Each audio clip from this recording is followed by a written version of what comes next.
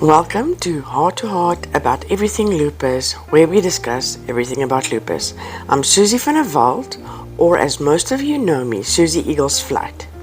I have had lupus for 17 years, started the first lupus support organization in South Africa 16 years ago.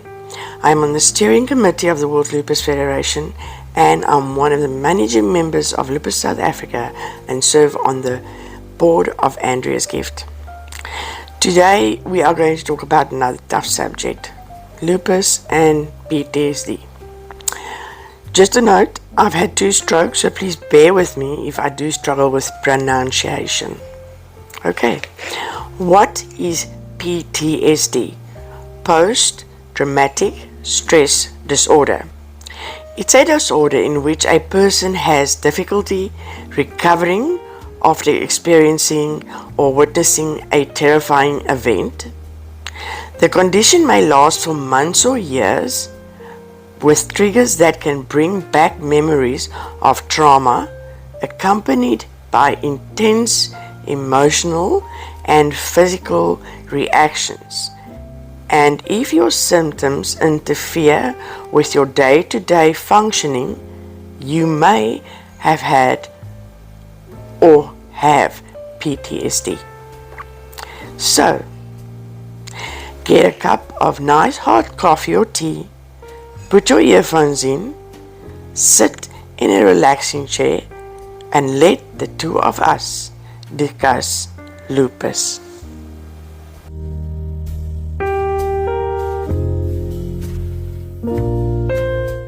Lupus and PTSD. We have covered trauma and a little PTSD in our first podcast, but PTSD needs more attention because so many of us and our family members suffer from it, and it's almost never diagnosed because most of us don't look after our mental health because we are so focused on the physical symptoms, and rightfully so, because we are fighting for our lives. But remember, all areas of our lives are affected by lupus. So let's get into it. Increased risk of PTSD in lupus patients, but also the risk of PTSD sufferers developing lupus. New research suggests people with prior post-traumatic stress disorder diagnosis have twice the risk of subsequently developing lupus. Traumatic events have been linked to immune system changes, and previous studies have found higher rates of autoimmune diseases among people with PTSD. But there are also research that suggests almost all lupus sufferers experience PTSD in their journey. Most just don't know they are struggling with it. In a study done in 1995 to 1997, 64% of lupus patients had some kind of trauma in their past or childhood. Obviously, that number is higher today because many went undiagnosed those years, and more research is needed to understand the relationship between lupus and PTSD, including common pathways that could be used to treat these conditions or lower the risk of developing lupus or lupus warriors developing PTSD. What are the symptoms? Each person's experience of PTSD is unique to them. You might have experienced a similar type of trauma to someone else, yet be affected in different ways. Common symptoms of PTSD. Like I said, everyone's experience is different, so many may experience some or none of all of these symptoms. So, number 1, reliving aspects of what happened. This can include vivid flashbacks, feeling that the trauma is happening right now, intrusive thoughts or images, nightmares, intense distress at real or symbolic reminders of the trauma, and physical sensations such as pain, sweating, nausea, vomiting, or trembling. For me, it's a smell or a feeling that it will happen again. Most of us develop PTSD because of the reoccurring periods of being gravely ill, and then by small miracle, we get better. So when you are reminded of that period, it triggers your PTSD. For some it may be way different, but that is what happens to me. If I get very ill suddenly, then my PTSD flares up because I constantly have flashbacks of the times that I had to be revived. A smell like a soap or an air freshener, a food, or any smell linked to that time triggers my PTSD. Some other trauma or sense might trigger yours, but it's still PTSD. The world's perception of PTSD is wrong because, according to most, only soldiers can have PTSD. But it's not true. Any person can develop PTSD. Number 2, alertness or feeling on the edge. This can include panicking when reminded of the trauma, being easily upset or angry, extreme alertness, also sometimes called hypervigilance, disturbed sleep or lack of sleep, irritability and aggressive behavior, finding it hard to concentrate, being jumpy or easily startled, and other symptoms like anxiety. It's almost like that. It feels like that your insides are shaking, and it's because of a traumatic event that you're now feeling like this. I maybe get flashbacks or are reminded about the trauma, then I suddenly become very afraid and anxious, feeling like something bad is about to happen. And I literally have to tell myself, it's okay, everything is okay, and then to get back to reality. But what works well best for me is just to have a conversation with a family member and then tell them, you know what, I have serious PTSD about this situation, and that's why I'm feeling like this. And that whole little conversation helps a lot to get you back to reality. Not talking about trauma, but just discussing what you're busy with, what's the reality, what's the routine, what's going to happen next. All of that is ways for me to get back to reality if I have that serious post the traumatic stress disorder coming up in my mind. Number 3, avoiding feelings or memories. This includes feeling like you have to keep busy, avoiding anything that reminds you of the trauma, being unable to remember details of what happened, feeling emotionally numb or cut off from your feelings, feeling physically numb or detached, being unable to express affection, doing things that could be self-destructive, using alcohol or drugs to avoid the memories of that period of time, that period. I think we all do that from time to time and feel like this, but getting treatment is very important so we can get the tools how to stop these feelings. But it's not going to happen overnight, it takes time. So, these memories, you kind of avoid that feelings, that trauma, that anxiety, that fear, whatever is it that you are struggling with. Avoiding that is definitely one of the symptoms of PTSD. Number 4, difficult beliefs or feelings. This can include feeling like you can't trust anyone, feeling like nowhere is safe, feeling like nobody understands, blaming yourself for what happened, overwhelming feelings of anger, sadness, guilt, or shame, and the lack of sleep and a sense of never being at peace and are exhausted. Now, if I explain all these little symptoms with the main symptoms, like the difficulty, beliefs, and feelings, you might just have one, but all of those symptoms fall under number 4. So you might just have the one, but it's still PTSD, or you might experience it, the whole symptom differently, but it's still PTSD.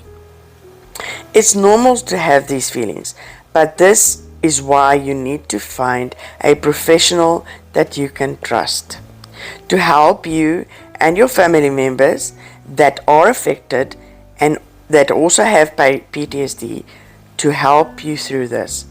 It's definitely something that only a professional can help you through. It's not something that you can read a quick fix self-help book and it will be over.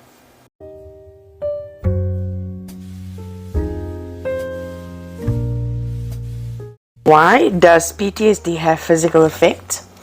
This could be because when we feel stressed emotionally, our bodies release hormones called cortisol and adrenaline. This is the body's automatic way of preparing to respond to a threat, sometimes called the fight, flight, or freeze response. Studies have shown that someone with PTSD will continue producing these hormones when they're no longer in danger, which is thought to explain some symptoms such as extreme alertness and being easily startled. Some people also experience physical symptoms similar to symptoms of anxiety, such as headache, dizziness, chest pain, stomach aches, etc. You can just imagine, as also happens if you have lupus, if your body is in the fight and flight mode continuously, it's not good for your health, which is already compromised. And you're already facing so much, you cannot let your mental health affect your physical health negatively. We all take care of our whole self. It's just taking medication won't fix your lupus or your mental health. You need to take care of your entire body. And I'm also preaching to myself here. As South Africans, we are taught that mental health takes second place. If you have mental issues, you're crazy. But if you have a cold and it becomes bronchitis, you go to the doctor for an antibiotic. Why don't you treat mental health issues the same way? Like, you cannot get bronchitis better without, or pneumonia without an antibiotic. Just like that. Your mental health, you cannot get it better without getting a professional to assist you. Okay, now with all the symptoms, we actually spoke about flashbacks. Now, flashbacks can be physical nightmare type things that come up in your brain, or it can just be the reminder or the feeling, the smell, the taste that is similar to what you have experienced in a trauma situation. I mean, if lupus, you certainly have experienced trauma in your lupus journey, not even talking about when you were younger or your childhood issues. A flashback is a vivid experience in which you relive some aspects of a traumatic event or feel as if it's happening right now. You might experience any of the following: seeing full or partial images of what happened, noticing sound, smell, or taste connected to the trauma, feeling physical sensations such as pain or pressure, experience emotions that you felt during the trauma. You might notice that particular places, people, situations can trigger a flashback for you. This is a horrible experience, and I'm sure there are some warriors that did not know this is PTSD and know that they need help. It's real. It happens. You may also experience it a little differently, but it is still PTSD. or a flashback. Tips on coping with flashbacks. Focus on your breathing. Remember, when we spoke about anxiety, we had the 1, 2, 3, 4 in, 5 keep it in, and 6, 7, 8 out. That is, just focus on your breathing and doing that after the other, because that keeps your anxiety down. Carry an object that reminds you of the present. Some people find it helpful to touch or look at that particular object during a flashback. This might sometimes be something you decide to carry in your pocket or your bag, or something that you have with you anyway, such as a keyring or a piece of jewelry. When my body gets that strong PTSD feeling, I have practiced to look at my wedding ring. Don't ask me why, it definitely helps. You know, it's a crazy feeling. You either feel the flashback or see the flashback, or you don't. You get that feeling, you'd feel anxiety, you feel horrible, you think of what you went through, what you're going through still, because the anxiety continues, the PTSD continues if you have lupus. So that is when I look at my wedding ring. The thing is, why I chose my wedding ring is because I always have it on. So then I look at my wedding ring to keep me sane. Okay, tell yourself you're safe. This is very important. You know, I'm okay, nothing's going to happen, I'm not going to die, it's okay. You know, talking to yourself. Comfort yourself. For example, you could curl up in a blanket, cuddle with a pet, listen to soothing music, watch a favorite film. Keep a diary. Making note of what happens when you have a flashback could help you spot patterns in what triggers these experiences. You might also learn to notice early signs as they are beginning to happen. Then you know you must do something now. This is a PTSD feeling coming up. Try grounding techniques. Now, grounding techniques can keep you connected to the present and help you cope with flashbacks or intrusive thoughts. For example, you could describe your surroundings out loud, or count objects, or a particular type of color. I've met a lady before which she puts her mouth is closed, her teeth up on top of each other, but she moves her tongue continuously and it doesn't touch the top of the bottom of the mouth, and that is how she copes with a PTSD attack. I don't know if it's a psychologist that taught her that. I just know she does that, and it's very effective for her. So choose whatever you think will be effective for you. Other effects of PTSD. If you experience symptoms of PTSD, you might also find that you have difficulty with some everyday aspects of your life, such as looking after yourself, holding down a job, maintaining friendships or relationships, remembering things and making decisions, your sex drive, coping with change, simply enjoying your leisure time. You know, PTSD can do all these things. The thing is, why it's called PTSD is because it affects your day-to-day living. But you can still be highly functioning during this period.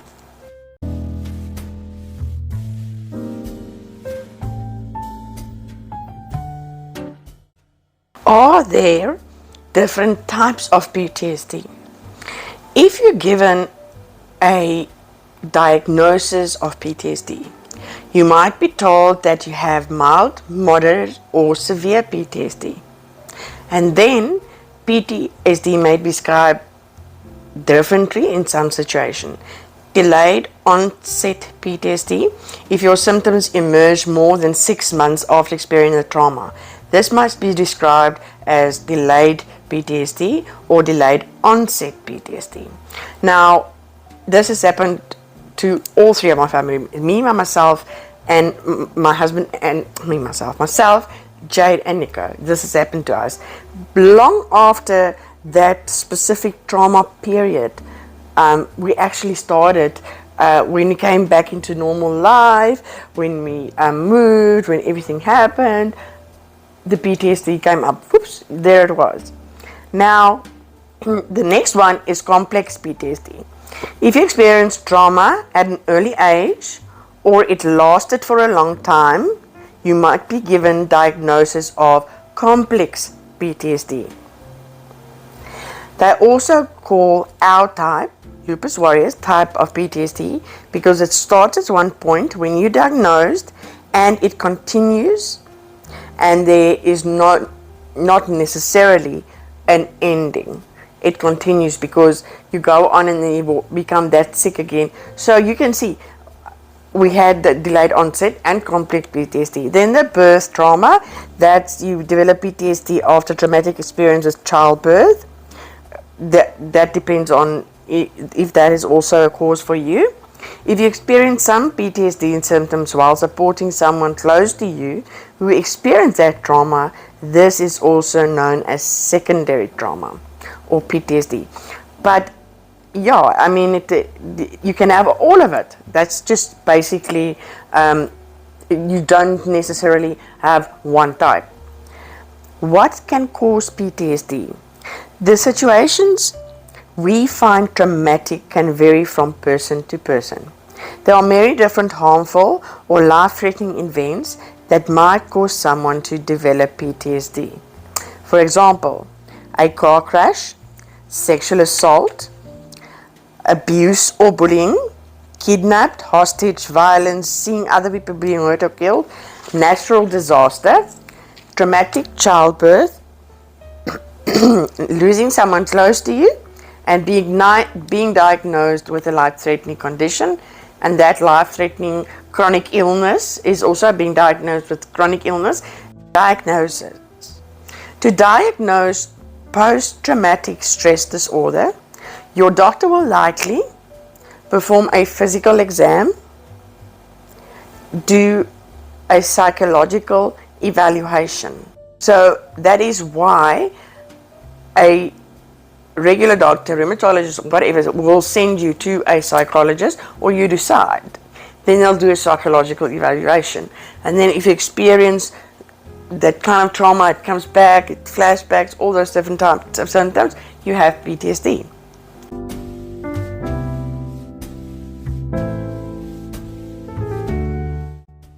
Treatment. PTSD treatment can help you regain a sense of control over your life. The primary treatment of PTSD is psychotherapy, but can also include medication. Combining these treatments can help improve your symptoms by teaching you skills to address your symptoms, help you think better about yourself, learning ways to cope, and treating other problems often related to traumatic experiences such as depression, anxiety, misuse of alcohol or drugs. You don't have to try to handle this burden of PTSD on your own. Psychotherapy. Some types of psychotherapy used in PTSD treatments include cognitive therapy.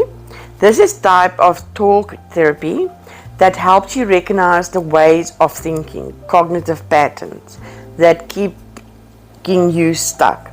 For example, negative beliefs about yourself and the risk of traumatic things happen to you again.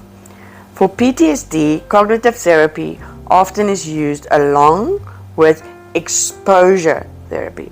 Exposure therapy, this behavioral therapy helps you safely face both situations and memories that you find frightening so that you can learn to cope with them effectively. Exposure therapy can be particularly helpful for flashbacks and nightmares. One approach uses virtual reality programs that allows you to re-enter the setting in which you experience trauma. Now, this is all up to your professional person that is assisting you, but they sometimes re-enter or make you remember so that you can work through that feelings and overcome that fear. Eye movement desensitization and reprocessing, EMDR.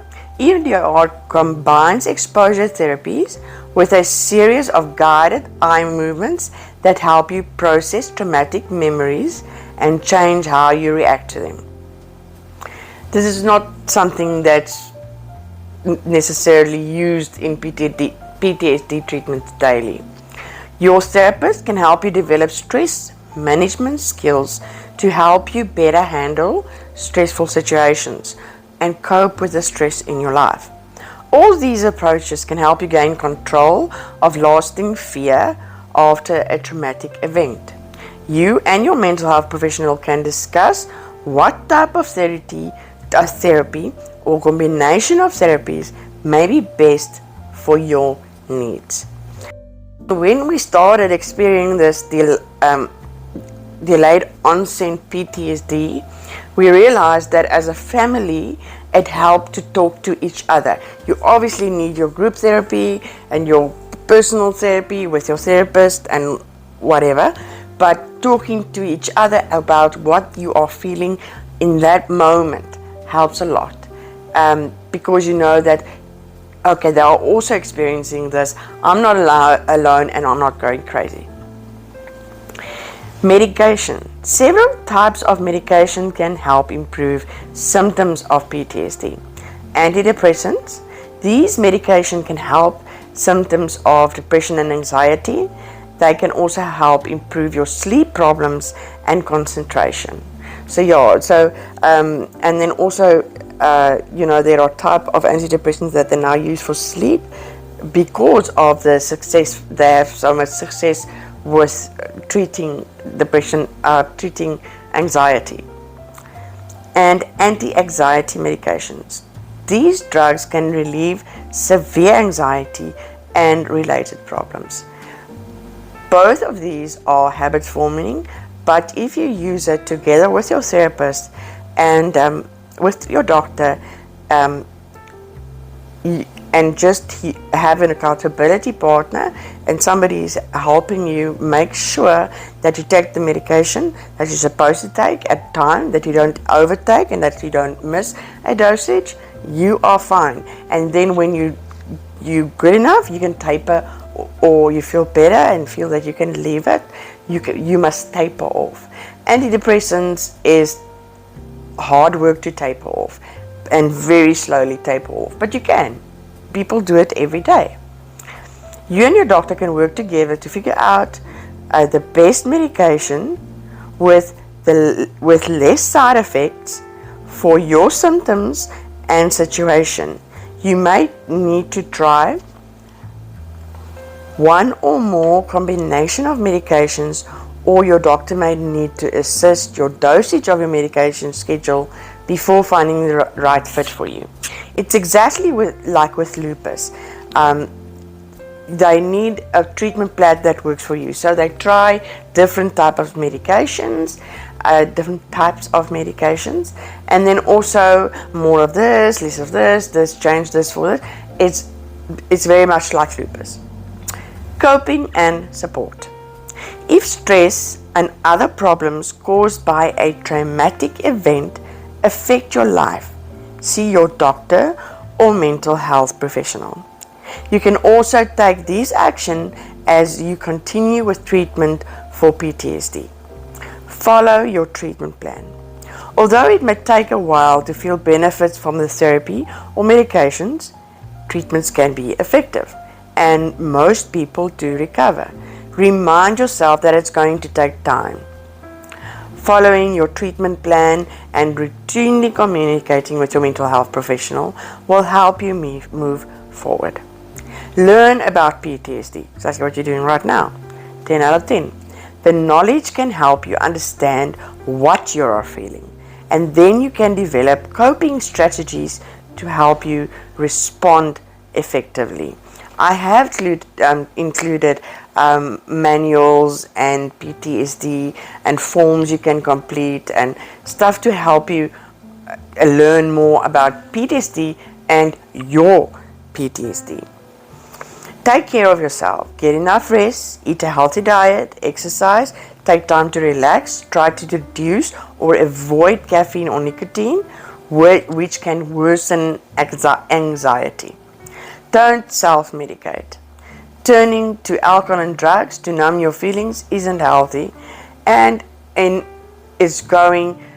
problem is going to stay there. It's just for that period it's numb, but tomorrow it's all back again. Break the cycle. When you feel anxious, take a brisk walk or jump into a hobby to refocus. Try something to break that cycle of anxiety or feelings. Stay connected. Spend time with supportive and caring people, family, friends, faith leaders, or others. You don't have to talk about what happened if you don't want to. Just sharing time with loved ones can offer healing and comfort. Now that is one that I can say works. Consider a support group. Ask your mental health professional for help finding a support group. I will include all the numbers you can call to find a professional in the show notes, as well as the self-help manuals that you can download or look through or whatever. So consider a support group. I know most of us in the lupus community are already in support groups. If you aren't in a support group, please contact us, send us a message, slide a DM to us, whatever, so that we can connect you with a support group.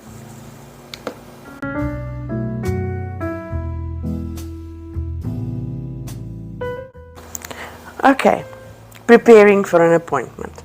Okay, so we've been through what PTSD is, what's the symptoms, what's the treatment, how can you help yourself, and now you are now making an appointment with a mental professional. If you think you may have PTSD disorder, make an appointment with your doctor or mental health professional. Here's some information to help you prepare for that appointment and what to expect. Take a trusted family member or friend along if possible. Sometimes it can be difficult to remember all the information provided to you. If your mental health professional suggests that you bring somebody with you. So preparing the questions. I have other health problems. How best can I manage these together with PTSD? How soon do you expect my symptoms to improve? Does PTSD increase my risk or other mental health problems? For other mental health problems? Do you recommend any changes at home or at work to encourage recovery? Would it help my recovery to tell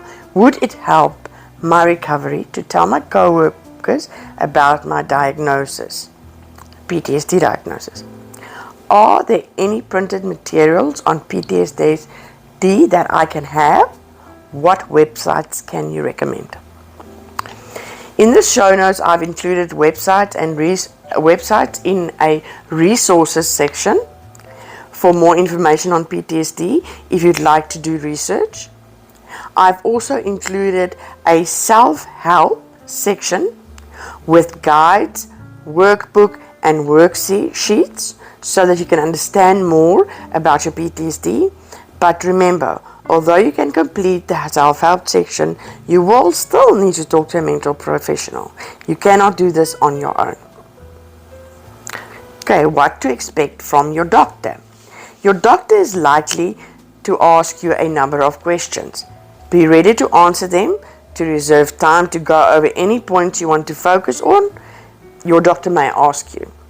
What symptoms are concerning you or your loved ones? When did you or your loved ones first notice your symptoms? Have you ever experienced or witnessed a traumatic event? Do you have disturbing thoughts, memories, or nightmares of trauma experienced? Do you avoid certain people, places, or situations that remind you of the traumatic experience? Have you been having any problems at school, work, or in your personal relationships? Have you ever thought about harming yourself or others? Do you drink alcohol or use recreational drugs, and how often? Have you been treated for other psychiatric symptoms or mental illnesses in the past? If yes, what type of therapy was most helpful to you? PTSD has been a real struggle for me and my family. We are each dealing with it differently and all our symptoms, but in the process we stay close to each other and support each other. A medical professional is very important. For example, you cannot deal with lupus without a rheumatologist. Exactly the same with PTSD. Reach out for help. All the numbers are in the show notes. Also, there is some work you may need to do in the process of dealing with PTSD. For that, we have included the self-help section. This concludes this podcast. We hope you enjoyed this episode. Please review it on the platform you are listening on. Reviews is very important to us people. Please review our podcast. It's very important for us. Please like, share, and follow us on social media. It's Andrea's Gift, Teens and Tweens, Lupus South Africa, and Susie Eagles Flight. Thank you for listening, and bye-bye.